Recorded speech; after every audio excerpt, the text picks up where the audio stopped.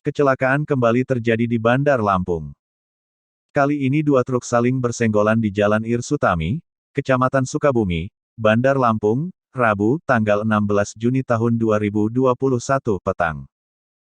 Kecelakaan itu melibatkan truk Hino warna hijau BG 8826 ZU dan truk Hino B 8577 KO.